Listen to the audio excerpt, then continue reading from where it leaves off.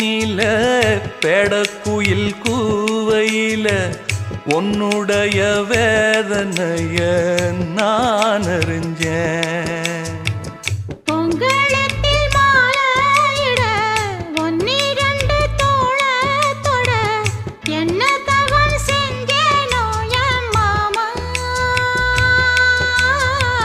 வண்ணக்கிளி கையத்தொட சின்ன சின்ன கோலமிட உள்ளம் மட்டும் வழியே நானே, உள்ளம் மட்டும் வழியே நானே.